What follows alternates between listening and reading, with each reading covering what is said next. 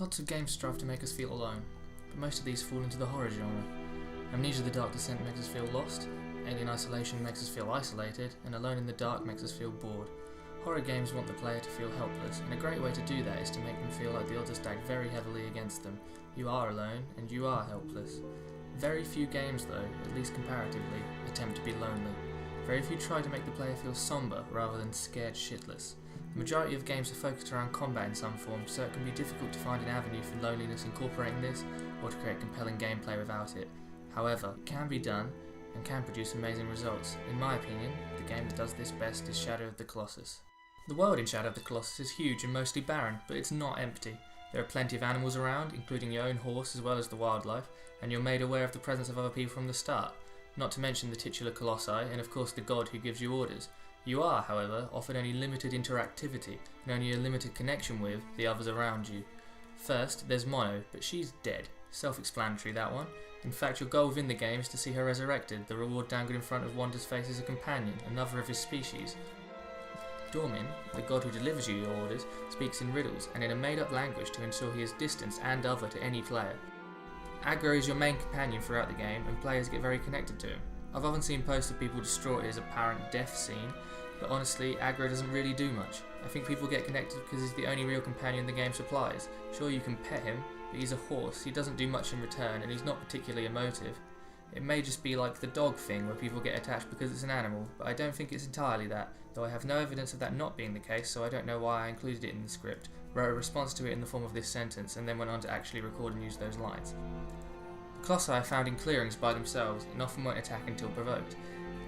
Even once prompted, many seem only to want to get rid of you, a reasonable wish when somebody repeatedly strikes oil atop your head. Also, they just look sad. They have sad faces. He looks less like a stone-cold killer and more like a stone... sad. They look sad.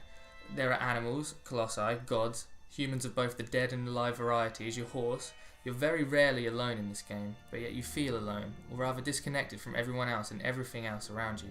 It's a great achievement even for a single-player game, but now I think this feeling is starting to be replicated in multiplayer as well. Journey is a game that provides the player with little explanation. What becomes clear early on is that you're trying to reach a beacon atop a mountain. That, and that a lot of your people are dead. Probably most of them. You trek across the desert solving basic puzzles and edging closer to your goal, while at the same time collecting scarf pieces to upgrade your jumping and flying abilities. It's one of those games which sounds like it should be boring but ends up being anything but. It's also an incredibly lonely game. Similarly to Shadow of the Colossus, there are giant creatures trying to kill you, as well as smaller, docile or helpful creatures. In this case, the small creatures somewhat resemble the player character, being made up of red cloth, yet they're not humanoid, and there's not a huge level of interactivity with them. For the most part, you traverse mostly vacant spaces. These huge areas can make the players seem small, only adding to the lonely feeling created by the game's lack of other life, including plant life, and the knowledge that this is not normal. Walls show your species in abundance standing together, just as broken down structures point to a state of disarray and societal collapse. Weirdly though, throwing another player into the mix does not tarnish this sort of numbing sadness of the game's tone. The multiplayer elements within Journey are very different than in most games. For one, you share the same goal, but interacting with another player is incredibly difficult. You can shout at a player to grab their attention, or help each other travel a little faster or fly a little better by standing near each other, but that's where it ends. It's less like being on a team, and more like merely having a companion, a nameless, faceless companion. There is no voice chat, there is no text chat, there isn't even a display of the other player's PSN name, there isn't a lobby system or any way to join your friends. Other players simply show up. You'll find each other naturally, and I think that's an integral part of what makes Journey so special. It feels natural to meet other players. It never feels like somebody has been placed into your world, or that you've been placed into theirs, but rather you are and have been inhabiting the same world all along, but they are lost in the same world. Now that you've found another player, they're all you've got. As the trip gets more treacherous, being with another player barely helps. It still seems like a struggle, and one that you may not push through. I don't mean that it's so difficult that you may give up in the game, but rather the game doesn't particularly telegraph a happy ending, so you don't know if the struggle will be worth it. It's an arduous expedition, and I'm really trying not to say journey, and it feels all the more hopeless with another player. It still looks like you'll fail. They're not helping so much as they merely keep you company, distant, bleak company. It makes it somewhat more lonely, because even when not alone in Journey, things are still barren and far from full of life. On my first playthrough, I encountered 3 other players. However, I had only thought that I had met one, who every now and then fell behind and caught up, or ran off willingly to catch up. In this sense, it was really less about who I was with, and more about being pleased to be with anyone, because it doesn't happen all that often. As Geneva Chen, the game's designer, said, it's about 2 strangers who meet online. know who they are or how old they are. All they know is that is another human being. You're aware that you're interacting with another human, but you're only able to do so within the confines of the game world you both find yourselves in.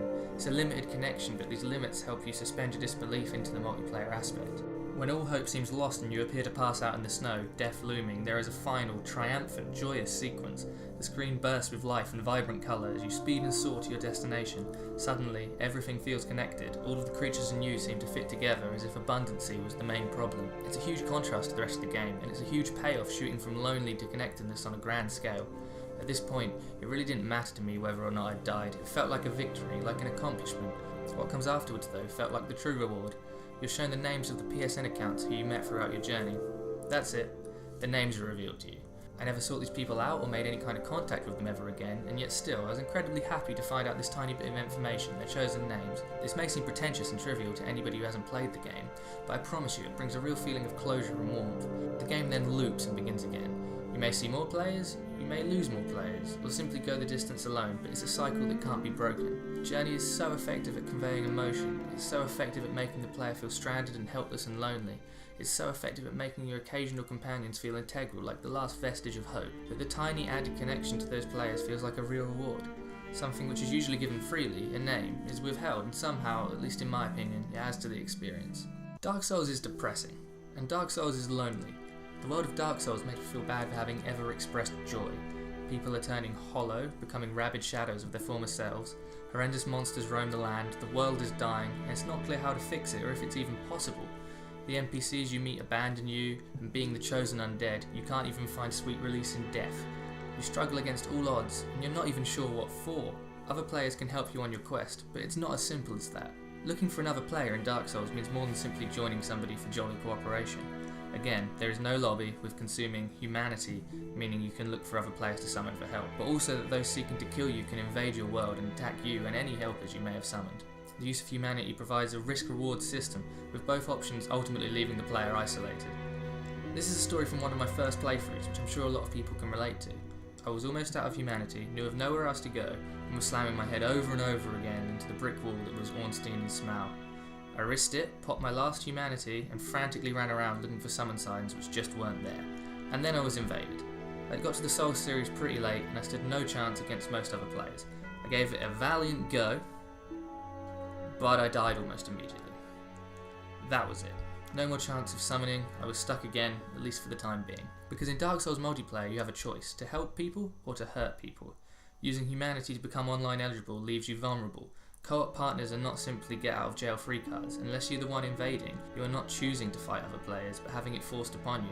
You can't even pause the game, so you have to always be ready to take on a fight.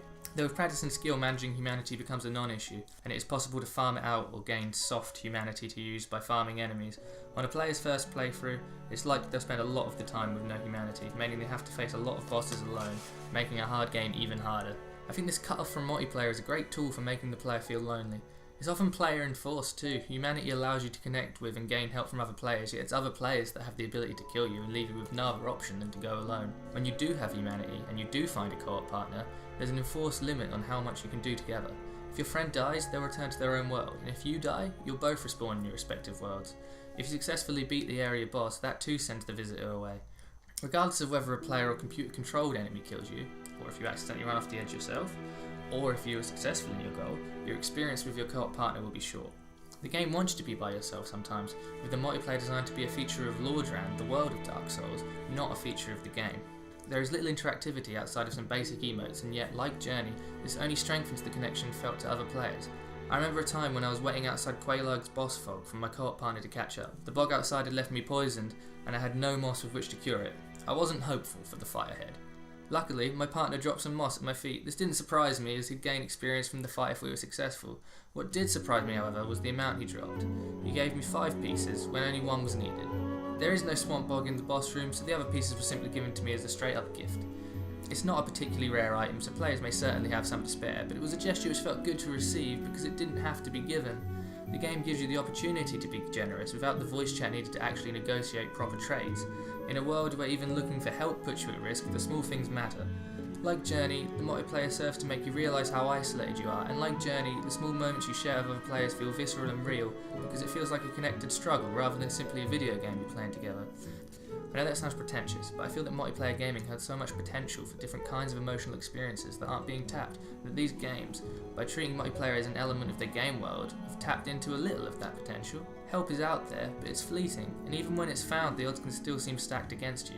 Like Journey, it's lonely because normal human interaction is stripped down, providing a barrier to communication and to connection. And of course there are people trying to ruin your progress, just to remind you that even if you can find help in this world, there's always going to be people to hinder. I was excited to see that in Bloodborne you have the option of seeing character names instead of PSN names. It can further add to the idea that you're playing with another resident of this world, but also isn't integral enough to the experience that is ruined when you're fighting alongside a fart-faced McSplooge. At the same time, I was disappointed to see the options for trading and giving items absent, but I can see why they did it to stop high-level item trading.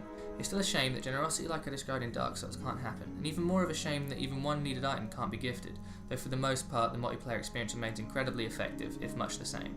I'm hoping in Dark Souls 3 the multiplayer experience can be pushed even further, but we'll have to wait and see for that one.